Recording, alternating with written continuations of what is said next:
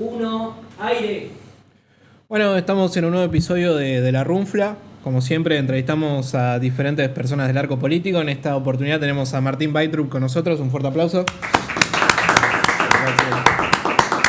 ¿Cómo estás, Martín? ¿Bien? Bien, muy bien. Contento de estar acá. ¿Cómo vienen estos días? ¿Cómo vienen tus últimos días? ¿Qué venís haciendo? Yo trabajo básicamente en una consultora política. Sí. Hacemos campañas que Sí. se llama Persuasión Sí. y trabajamos mucho en el interior, así que nuestra actividad cotidiana tiene mucho que ver con la preparación de las campañas, la comunicación de gobierno y los viajes.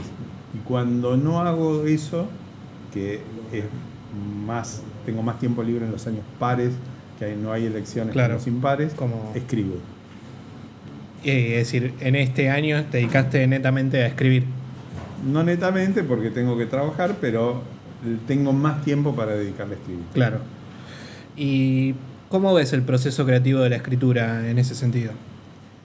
Para mí, la escritura se puede abordar desde muy distintos puntos de vista. Yo escribo básicamente ficción y como trabajo tengo mucho entrenamiento en la comunicación publicitaria, intenté siempre darle un sesgo de agilidad a la forma de escribir, que es una forma de escribir, porque hay muchas. Por supuesto. Esa es la que a mí me gusta y me parece que es bastante acorde a los tiempos, porque yo siento que cada vez es más difícil encontrar tiempo para leer.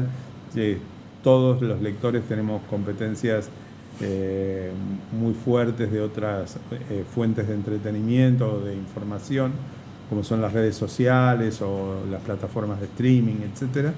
Entonces, me parece que uno tiene que tratar de entender eso y hacerse cargo y traducirlo en los libros de forma que no sean un plomo. Es decir, tu escritura está como absolutamente destinada a una cuestión más comunicacional, por así decirlo. Quiero decir comunicacional en el sentido de que vos tengas un producto, una muy buena novela, que no te requiera capaz un análisis muchísimo más expreso o elaborado que cualquier otro novelista. Es decir, vos no apuntás a ser Cortázar o Vargas Llosa, es decir, No. querés ser como un Cassiari. Ponele. No, o sea, yo creo que es muy importante que el proceso de escritura se complete con el lector. Y si vos sos un escritor muy consagrado, puede ser que haya gente dispuesta a dedicarte mucho tiempo de su vida a la lectura de tus libros. Claro. Si no, me parece que es mejor plantear buenas historias. Yo trato de construir buenas historias, de ponerle ideas. Cada una de mis novelas, que son 4, seguramente te van a dejar pensando en algo. Y bueno, me parece que en la forma es importante que sean ágiles. Lo trato de hacer. Es decir, sos como una especie de decir, recibís un soborno del lector. Trato de sobornar yo al lector para que Exactamente. Digo, no en el sentido pueril, pero claro, digo. de ofrecerle algo que sea digerible, digamos. Yo tengo algo en la forma en que escribo que la gente lee las novelas y dice, uy, parece una película, porque transmite muchas imágenes visuales, porque Sí. vuela. Sí. Bueno, hablando de imágenes visuales, es decir, se produjo una película a raíz de una de tus novelas, Descansar en Paz, que la tenemos acá. La vamos a mostrar, pinchar. ¿Me pinchás un ratito cámara principal, por favor? Ahí está. 4ª edición ya. ¿Esperaste alguna vez que tenga 4ª edición? Digo. No, la verdad que no. Te digo. No, o sea, yo le escribí sobre una idea que tuve muchos años antes, que es que el día del atentado de las Torres Gemelas yo estaba en Corrientes. Ok. Y estaba mirando la televisión con mi socio, estábamos trabajando en la campaña de Ricardo Colombi, Sí. y vimos lo que estaba sucediendo y a mí se me ocurrió una idea que era un escenario ideal para que alguien apremiado por distintas circunstancias de la vida Desapareciera. desapareciera. Tuve esa idea, no sé, 15, 20 años, no sé cuánto tiempo en la cabeza, y nunca la escribí. Y un año yo venía haciendo como el ejercicio de escribir unas especies de aguafuertes o columnas cortitas que hago en Facebook. Son bastante en general divertidas y qué sé yo. Claro. Y tenía buen feeling con los lectores y dije, bueno, voy a tratar de escribir la novela sobre la idea que tenía. Una amiga que leyó los primeros capítulos me dijo, está muy bueno, pero no tendría que ser en Nueva York. Vos vas a estar más cómodo escribiéndola en un escenario de Buenos Aires. ¿Por qué no lo traes al escenario de la AMIA? Y eso es descansar en paz. Es una persona que tiene una serie de problemas económicos. Claro, y que decide fingir su muerte el día del atentado de la AMIA y escapar a Paraguay y ahí iniciar una nueva vida. Está como muy fidelizado, viste que siempre pasa esta cuestión de que la adaptación del libro a la película suele tener como una especie de filtro que tergiversan capaz la historia principal. El tuyo está como muy bien fidelizado en ese sentido. ¿Fuiste muy parte de ese proceso creativo, la construcción del guión y la producción de la película? Sí. La historia nos la compra una productora que se llama Kenia Films con otra que se llama Venteveo. Pero Kenia es de Ricardo Darín y del Chino Darín. Sí. Hicimos la adaptación durante la pandemia, en un momento en que todos teníamos bastante tiempo. Yo participé muy activamente, primero por Zoom y después presencial.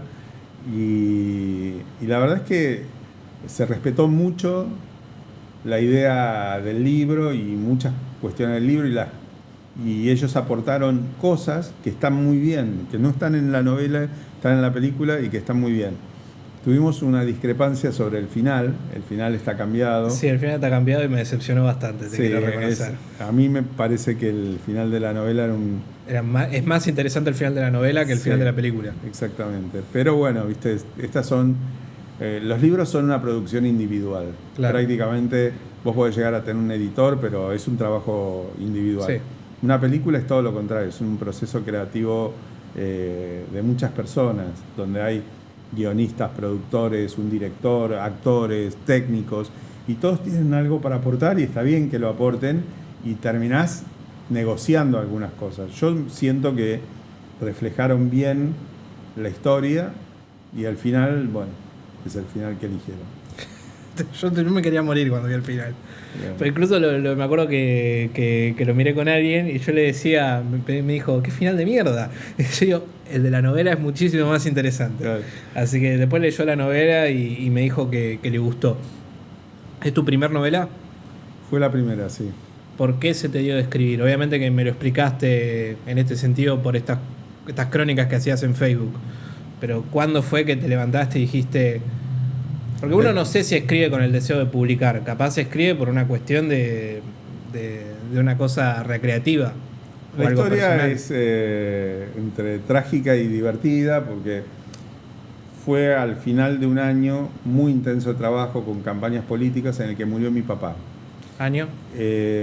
Ahora unos 10 años más o menos. Y mi viejo tenía una fábrica que era totalmente inviable y que la mantuvimos porque él quería, ¿viste? La creó cuando yo nací, o sea, era como mi hermanita. ¿Cuántos años tenés? Yo tengo 64 ahora, en ese momento tenía 50 y pico.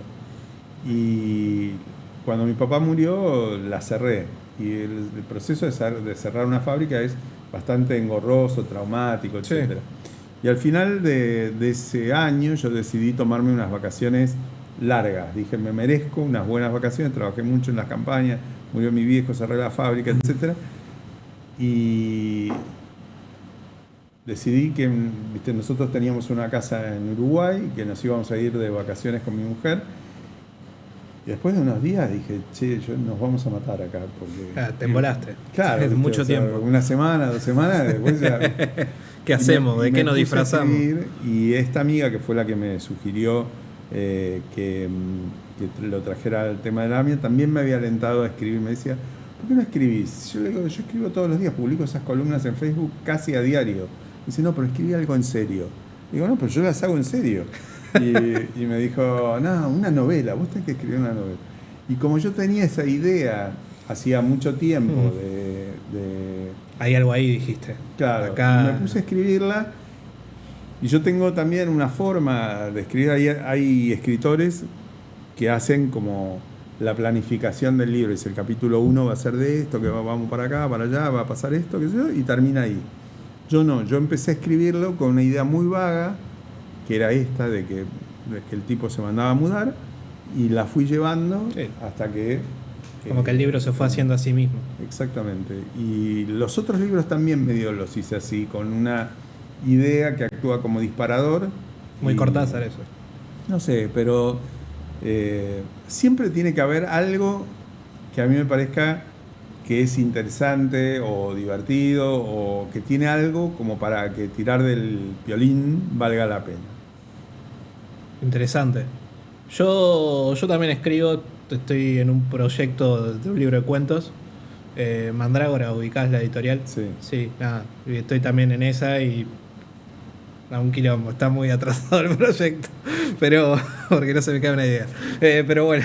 No, hay que elaborar porque está bueno. Yo alenté a varios ¿escribís amigos. todos los días?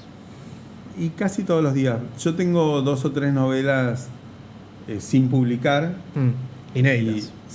Y me dedico a retocarlos. Un día me despierto, agarro una, leo 3, 4 capítulos, le cambio 2 palabras. Sí. Dedico una cantidad de tiempo a eso, me entretiene. O sea, si hay otro que le gusta jugar al golf, bueno, a vos te gusta escribir. Sí. ¿Y no escribís tipo de otras cosas? Por ejemplo, una crónica de tu día o algún pensamiento que tenés ahí en abstracto y decís lo tengo que plasmar al papel. No, bueno, yo gran parte de mi trabajo tiene que ver con la comunicación política, entonces escribo mucho de comunicación política, papers o cosas. Hemos escrito con mi socio Carlos Falco un libro que se llama Sinfonía Electoral, que es un manual de campañas políticas, que está bastante interesante para los que les gusta se descargan en Persuasión, política. ¿no? Se puede descargar gratis de la web de persuasión.com.ar, o tengo algunas pocas copias todavía que me quedaron por ahí que les puedo acercar. Pero escribo de otras cosas, pero lo que a mí me divierte son las crónicas cortitas que escribo en Facebook o las novelas. ¿Las crónicas las seguís escribiendo hasta el día de hoy? Sí, pero ya no tan regularmente. Semanalmente, ponele. Sí, cuando me viene una idea la escribo. Justo hoy a la mañana había terminado una que no publiqué todavía, creo que la voy a publicar el fin de semana, pero me aparece una idea que me parece divertida y... Claro, te divierte. Sí. ¿Y cómo arrancó las crónicas? Bueno, no sé, o sea, yo escribí siempre. Siempre, desde tus épocas de militancia. Sí, pero no escribía ficción. Claro.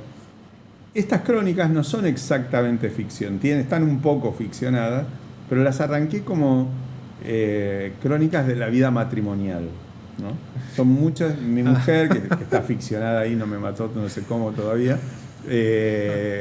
Yo escribo de cosas que pasan con ella. Es bastante personaje. Fuimos a la panadería y ahí es como un disparador. Vos vas a un restaurante con ella y ella pide que el pollo al champiñón venga sin pollo y sin champiñones o cosas por el estilo. Y yo me engancho con eso y voy tirando del violín de eso y cuento una historia. Sí. ¿No? Y empecé con eso y la gente le parecía graciosa. Siempre son cortas porque creo que la gente tampoco quiere leer 3 horas. Y bueno, una cosa fue llevando a la otra y me pasé, no sé, 10 años escribiendo esas. Hay muchísimas. ¿Y tu mujer nunca te dijo nada?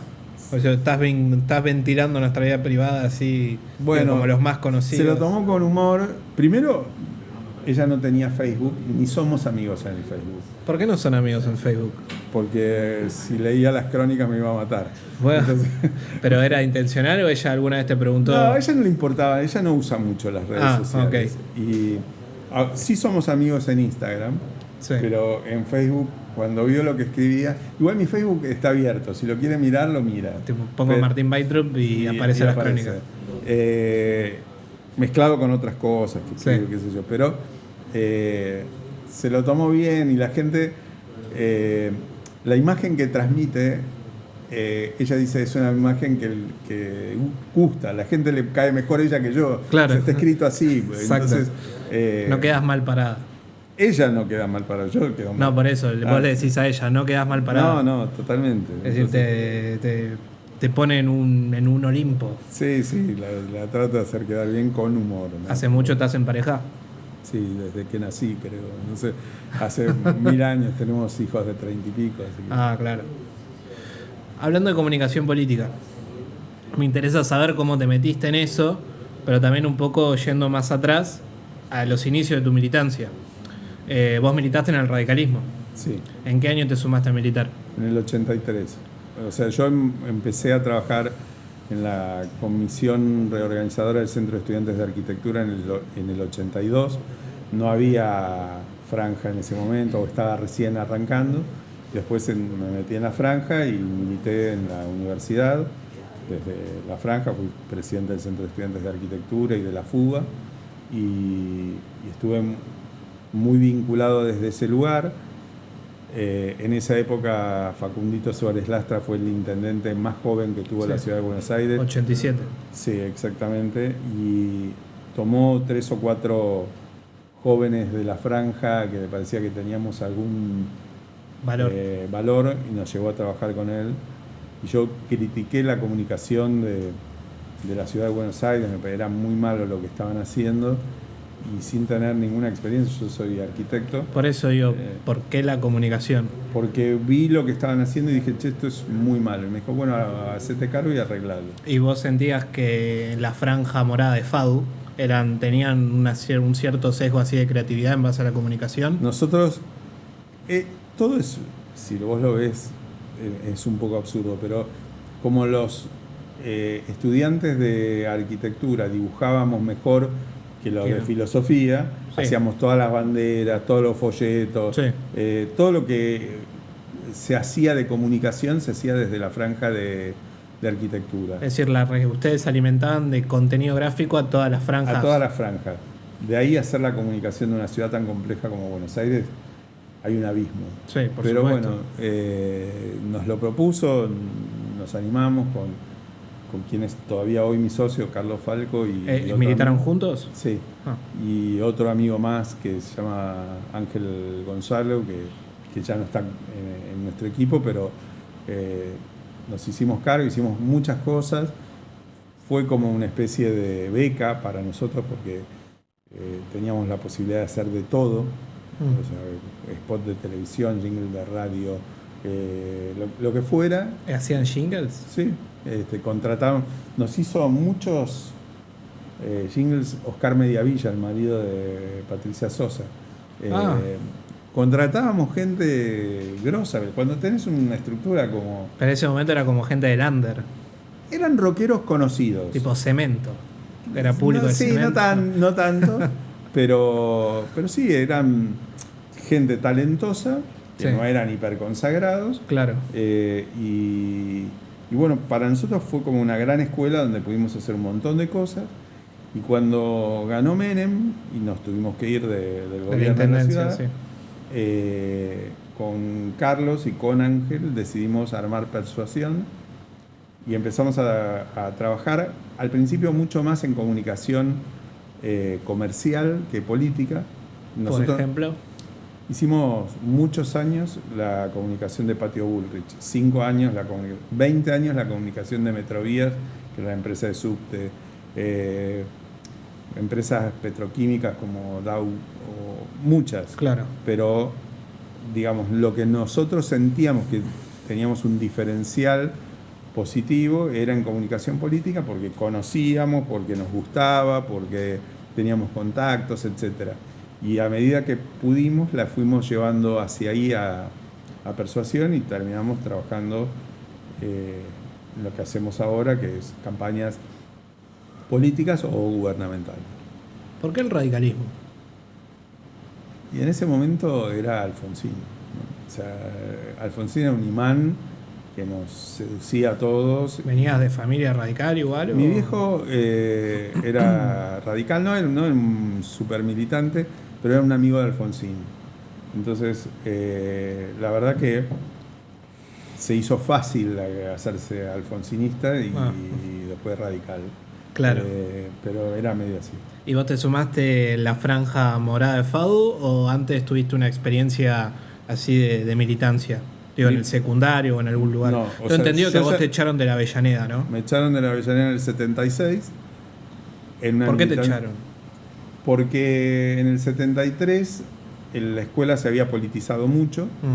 Es la Avellaneda acá del Palermo, el Nicolás Avellaneda, sí. La habíamos tomado, yo era muy chico, qué sé yo, quedamos un grupo de militantes políticos no partidarios. Sí. Y yo siempre dije, tuvimos la suerte de, en vez de desaparecer, que me echaron, porque hubo a partir del 76 hubo una fuerte persecución a algunos chicos que ya éramos de los más grandes. Sí. Yo estaba en el final de cuarto año y nos echaron, después vino el golpe, bueno, nos echaron con el golpe y después en la facultad no había prácticamente ninguna actividad política hasta el final de la Guerra de Malvinas. Ahí se armó una comisión pro centro de estudiantes donde había gente de muchas tendencias políticas distintas, peronistas, gente de izquierda, y se armó el centro de estudiantes y ahí armamos la franja. Se empezó a armar la franja en distintas facultades. Nosotros la armamos con Andrés Bortagaray y otros amigos en la UBA, en la FADU, y bueno, fue eso, fue una hermosa experiencia de militancia, de aprendizaje, de momentos donde el movimiento estudiantil tenía mucha trascendencia, hacíamos muchas cosas, veníamos de la Universidad de la Dictadura y se abrió todo el proceso de normalización, donde elegimos decanos, donde se hicieron los concursos nuevamente, donde se crearon muchas carreras, por ejemplo en arquitectura se crearon las carreras de diseño gráfico, de indumentaria, de imagen y sonido, de diseño industrial. Fue una época muy prolífica, muy interesante. Yo aprendí un montón y la pasé muy bien. Y como presidente de la FUBA, ¿qué onda la experiencia? Al principio fue muy buena. ¿Vos te veías en ese lugar o cómo se fue dando? No, la verdad... Vos eras presidente del Centro de Estudiantes. Yo era presidente del Centro de Estudiantes de Arquitectura. Andrés Delich era el presidente de la FUBA. Sí. Y cuando terminó su año de mandato, los amigos de la franja me propusieron a mí. Yo estaba un poco sorprendido. Eran años donde no había mucha... O sea, la militancia política era nueva. Sí. Los recuerdos eran horribles. Yo tengo un primo desaparecido, qué sé yo. Y bueno, lo asumí, me recorrí todas las facultades durante un año muy activamente. Y cuando se iba a hacer la asamblea del año siguiente para la reelección, hubo un gran conflicto, se cagaron a trompadas y no se pudo volver a elegir y estuvo la FUBA no funcionando durante más o menos un año hasta que se pudo volver a normalizar. ¿Cuántos años fuiste? Fui un año, sí, el otro año fui medio de facto. Comisión porque, así, revisora, poner una cosa así. Una cosa así. ¿En ese momento tenías cruce con Carlos Maslatón? Sí, era el archirrival, era Upau y Upau era Maslatón. Maslatón estaba recontra chiflado, era muy difícil. Era un personaje como es ahora, pero más joven. Sí. Pero tenía una segunda línea con Juanqui Lynch, con Héctor Huisi, con Jiménez Peña, de tipos muy macanudos y muy razonables. Y que a diferencia de lo que nosotros pensábamos que eran del UPAU, eran fascistas, no eran fascistas, eran liberales democráticos, nunca tuvieron ninguna reivindicación del proceso ni nada por el estilo. ¿Eran alineados con la UCD en ese momento? Estaban muy alineados con la UCD, muchos venían del Partido Demócrata. Y bueno, era fueron años divertidos. ¿Pero eran muchos o eran pocos? Porque Maslatón habla de UPAU como casi una agrupación mitológica. O algo... Cualquier agrupación política, más o menos que existiera, debía tener no menos de 10, 15 militantes por facultad. En ese momento. En ese momento, y tenía 10, 12 facultades. O sea, en total, cada agrupación tenía unos 200 tipos activos. En la facultad tenías más gente, pero digo, que fueran realmente activos, estaba en el orden de de eso, de unos 150, 200 militantes. ¿Y qué onda, Carlos? Es decir, por esta cuestión de... Hace poco salió un tuit de él donde él publica unas cartas, que él mandaba cartas documento a la fuga. ¿Eso era verdad? Me las mandaba a mí personalmente, donde yo creo que es parte de su sentido del humor. Él decía, mandaba una carta documento donde me trataba de usted y me pedía que me abstenga Amenazas de muerte, de ¿no? amenazas de muerte, porque decía, Carlos, dejate de romper las bolas, te voy a cagar a trompadas. Y entonces él me mandaba una carta documento. Pero yo creo que es parte, si uno lo ve hoy, es el mismo sentido del humor que le ves en otras cosas. Era difícil, no era tan fácil negociar con él. Claro. Pero conversábamos muy bien con su segunda línea, que eran recontra macanudo. Linda época para vos la militancia. Para mí, buenísimo. Yo la disfruté mucho. Creo que es muy difícil de reproducir hoy. Quizás la estén disfrutando así los militantes de Milei, porque están en un gran momento. Una primavera, claro. Una primavera, qué sé yo. Pero fue bárbaro. Fue la recuperación de la democracia. Fueron años increíbles, como también lo habrán sido seguramente los del Destape español. Pero veníamos de una época en la que mataban a la gente, donde no se podían expresar ideas, donde había censura a los libros, a las películas, a las obras de teatro, todo, y de repente apareció la primavera alfonsinista y fue como un gran momento para ser joven, la verdad estuvo muy bien. ¿Y vos sentías que el proceso democrático iba a durar, por ejemplo, hasta la actualidad, que sigue vigente? ¿O había una cierta incertidumbre en ese sentido? No, había mucha incertidumbre. Nosotros decíamos democracia por 100 años, pero era bastante improbable que sucediera. Pasamos los levantamientos cara pintada, sí. de Montecasero, de Semana Santa, después incluso durante el gobierno de Menem hubo levantamientos también, entonces uno no sabía, después vino el 2001, consolidar la democracia no fue, digamos, un proceso lineal. Entonces, todos pensábamos que podía durar mucho, pero que podía no durar nada. Los juicios a la Junta fueron momentos de mucha tensión, donde al final acá no había habido un ejército derrotado por una revolución, sino un proceso democrático. Entonces, la verdad es que podría no haber salido tan bien como salió en el sentido de la consolidación de la democracia. ¿Vos te seguís considerando radical al día de hoy?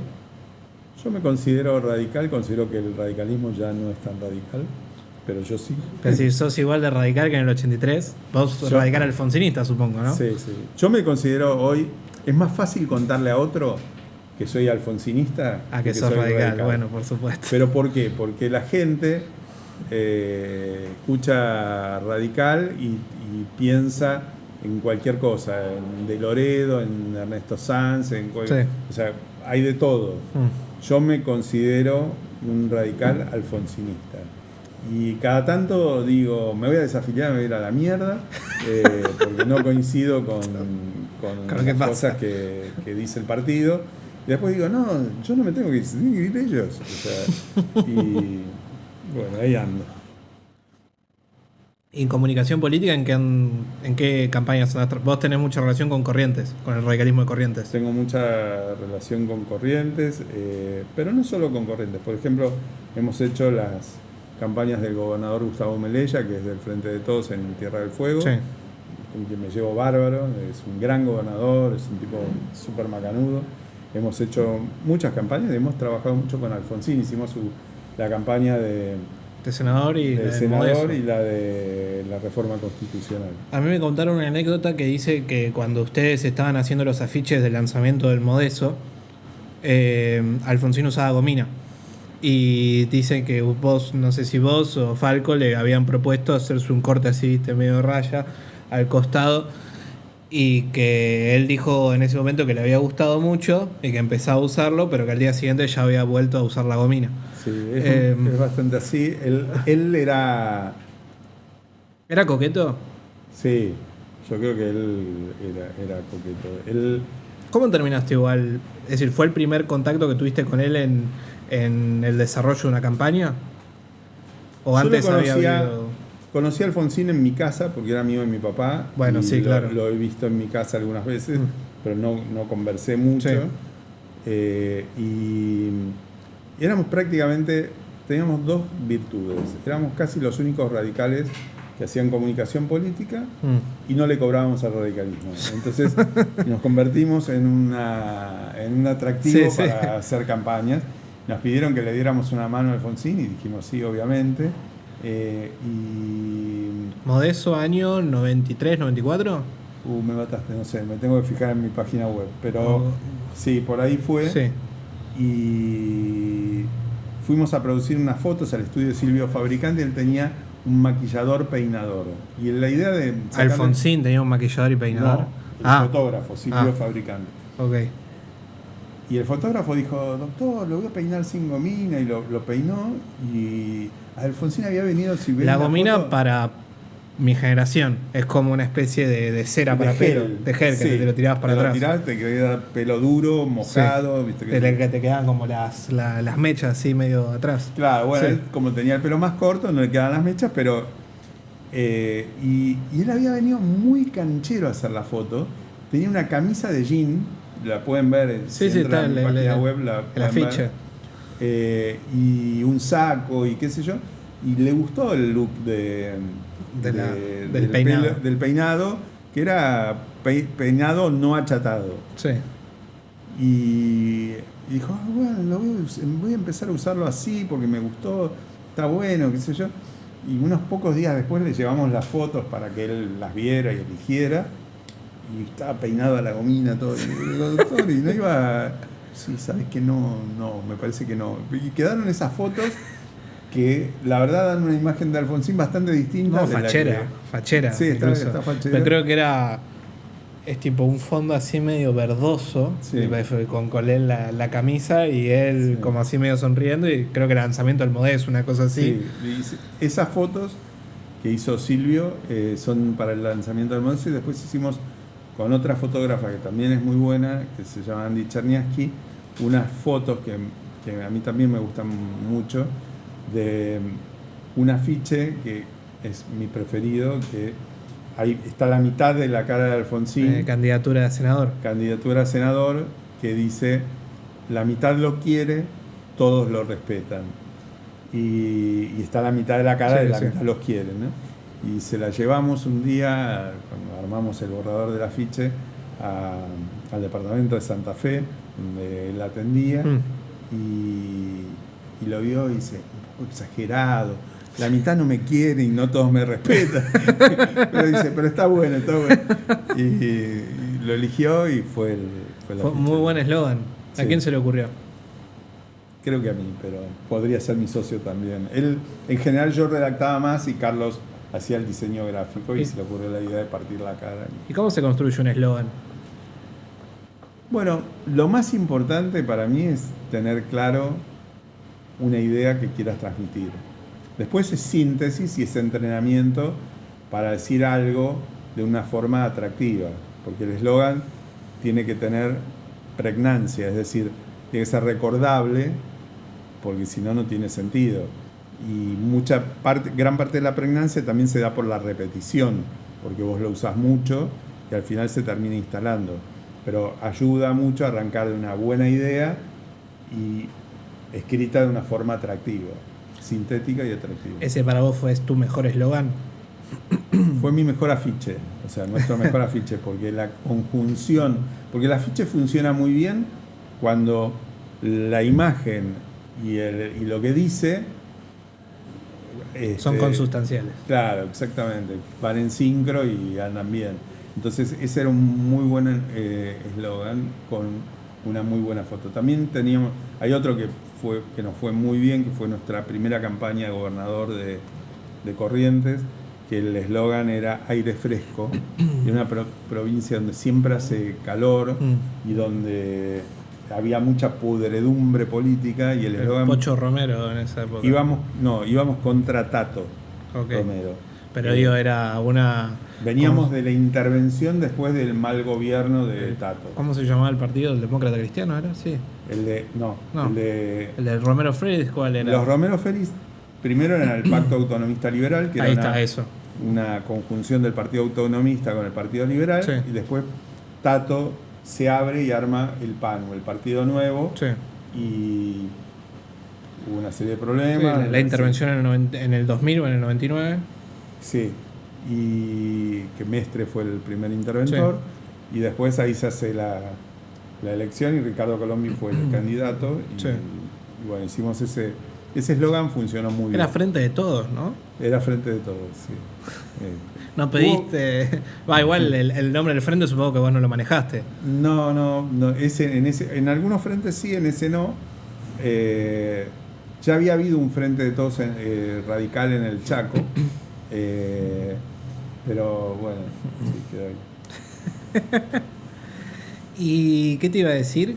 La campaña del 2001 me interesa mucho saber, principalmente, cuál era el clima de época que vos veías en ese sentido. Es decir, obviamente que vos estabas organizado en el radicalismo, ¿seguías? ¿Tenías algún tipo de relación partidaria o era más una cuestión profesional con tu agencia? Tenía muchos amigos radicales, Sí, dirigentes, militantes, Sí. etcétera. Yo ya no tenía una militancia activa. claro. O sea, pero el momento, esa campaña se hizo en el 2000, no en el 2001. Sí, perdón. No, 2001. No, Senador 2001. espera, ¿de cuál hablamos?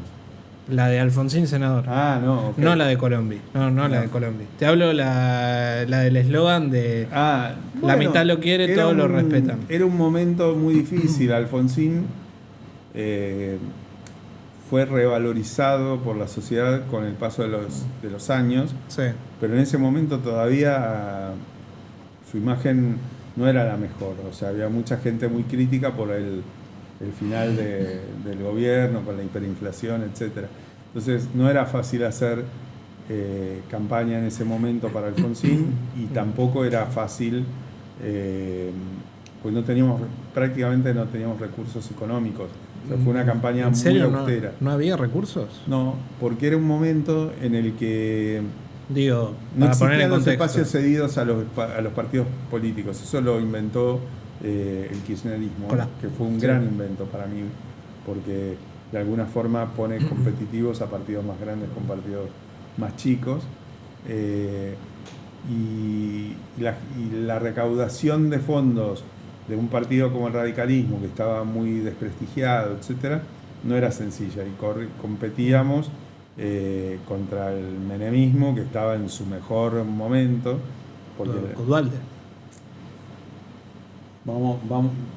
estamos mezclando la campaña de reforma constitucional Yo estoy hablando del de la del 2001. senador. Claro. Ah, bueno, vos, a ver, para organizar bien el Para tema. hablar de Ok. Alfonsín hubo dos campañas después de su presidencia. Ok, la de candidato convencional. Claro, que fue más difícil todavía porque era un momento en el que estaba más cercano el 89, Sí.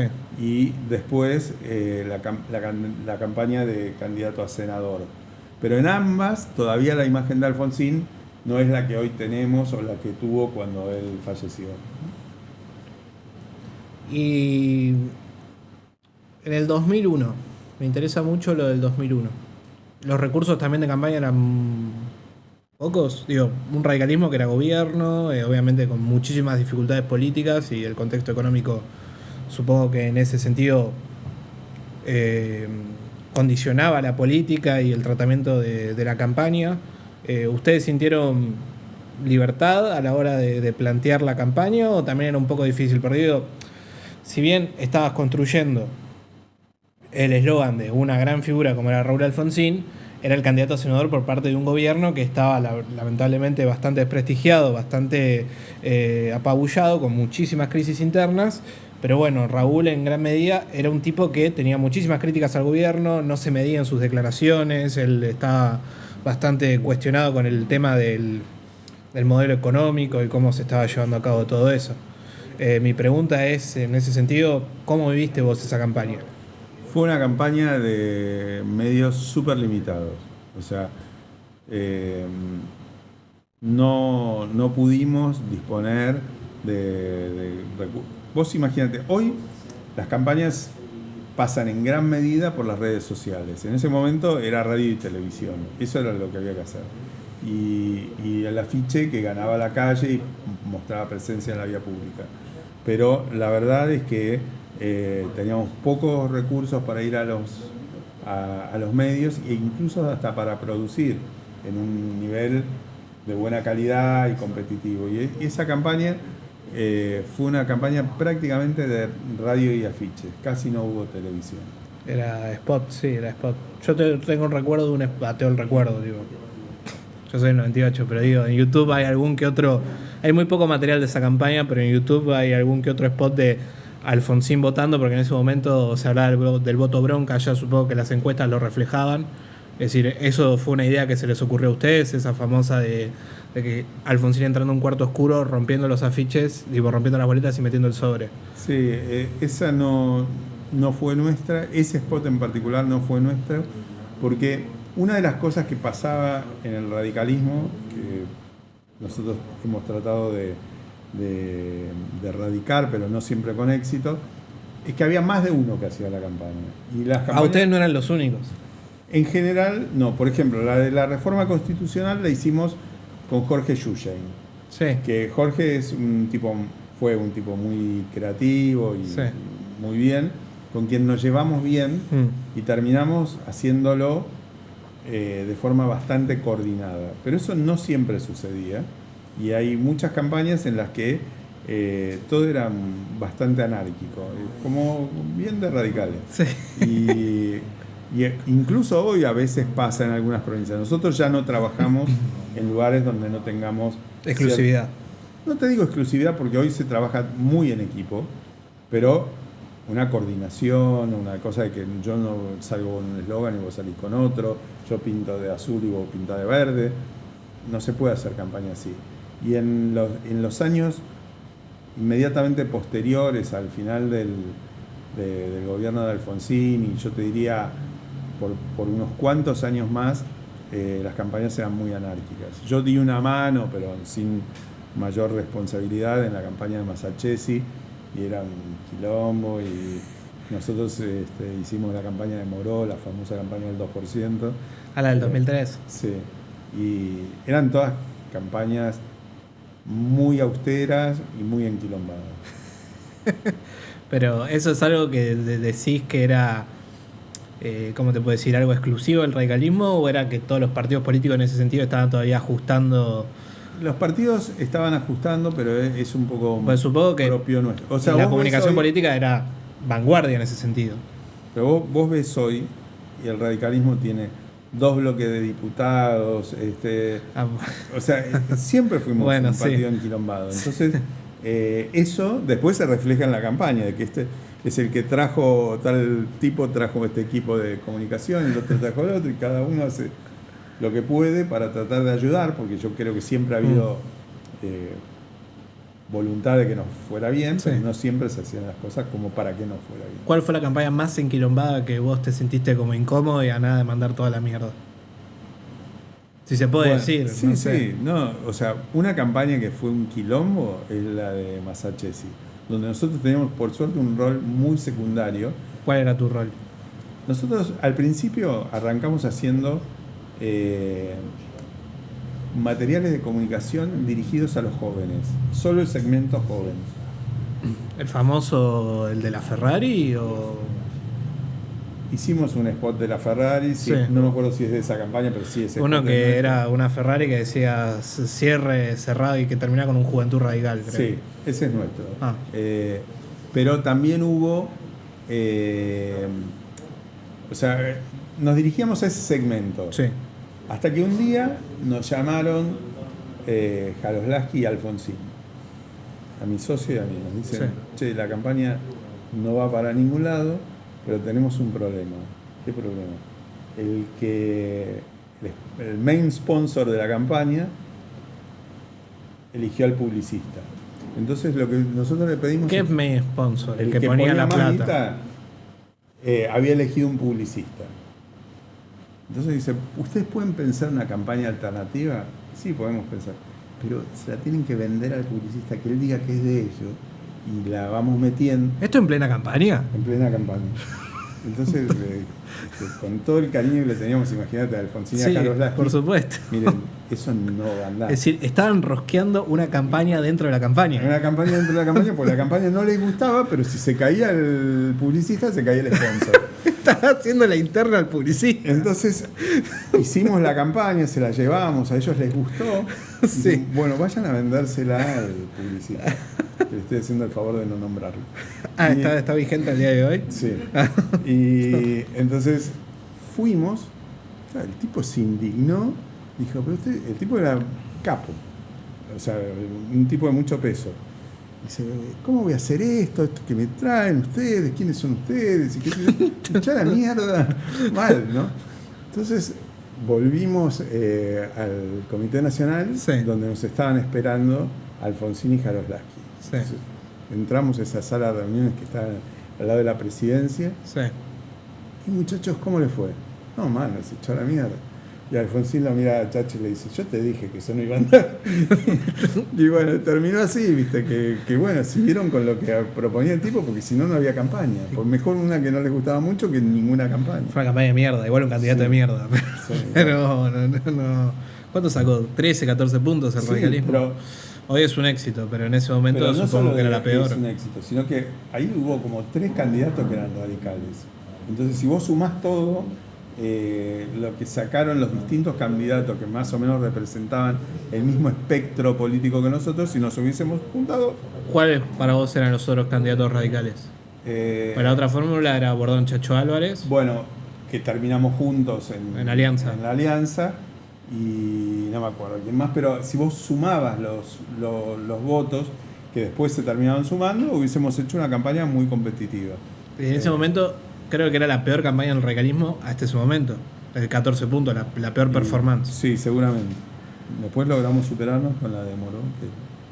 Sí, hoy 14 puntos es una hazaña. Sí, sí. ¿Y la alianza vos tuviste algún tipo de, obviamente además de la campaña de senador de Alfonsín, pero en el 99 has participado? En la campaña del 99 hice campañas provinciales. Por ejemplo, ganamos Chubut con Cacho Lizurume, hicimos nosotros la campaña, y de la Rúa venía, te filmaba un spot o alguna cosa por el estilo, pero no, en la campaña muchos de mis amigos de la política Sí. eran parte del grupo Sushi, pero yo no me llevaba demasiado bien con la idea. ¿Qué amigos tuyos de la política eran parte Sí, del grupo por ejemplo, Delich, Andrés Delich era muy amigo claro, mío. Andrés, sí. Y ese grupo, para mí hicieron las cosas bien desde el punto de vista comunicacional, porque trajeron a Gulle y Bachetti, que hicieron una campaña que le permitió ganar. La campaña te puede gustar más o El menos. grupo suyo estaba, es decir, anteriormente constituido antes que asuma de la Rúa el poder. Y bueno, fueron los hijos de... Era tipo los hijos de Fernando. de Fernando. Cecilia Ferreras, el otro, Delich, el Lombardi. negacionista, ¿cómo se llama? Sí, ¿cómo se llama? El que era ministro de Cultura. Sí, exactamente. Bueno, Que todos. salía- Sí, ahora se ¿Cómo me estoy fue acordando? ¿Cómo se llama? el- Lo Perfil. Darío. Sí. Ese grupo, a través, que se fue constituyendo cada vez más, Sí, sí, sí. a través de los hijos de la Rúa, Antonio acercaron y cosas así. a Gulla y Bachetti, que hicieron muy buenos spots y también... Dicen que soy aburrido. Claro, ese estilo de comunicación particularmente tan publicitario para una campaña política a veces no me gusta, pero eso estuvo bien y sin duda lo ayudó a De la Rúa. Y con Fue- ese grupo nosotros no nos llevábamos bien. ¿No? No, ¿Por? no sé, no nos querían. No te sé decir. Pero nunca se te dio por consultar porque no los quería. No. Nosotros decíamos la nuestra y no nos importaba. O sea, ellos estaban bien, tenían una cosa hiper recontra soberbia, porque habían ganado la elección, porque les iba bien, qué sé yo. Después nosotros trabajamos un poco para el Ministerio de Educación específicamente, porque Andrés Delich fue ministro, Sí. y tuvimos buena...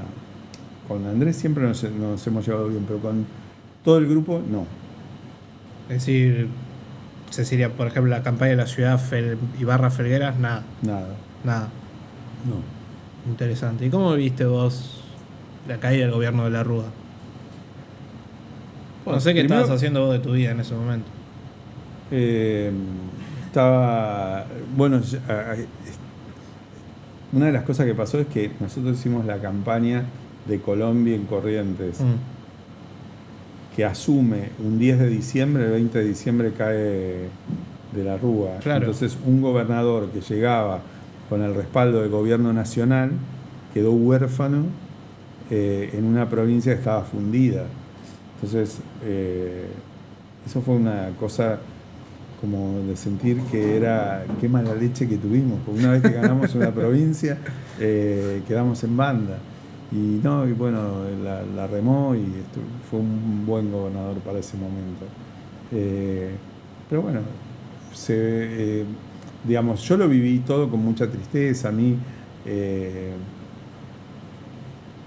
la Rúa nunca me gustó, o sea, francamente no me seducía en lo más mínimo, ni su discurso, ni su personalidad, ni nada.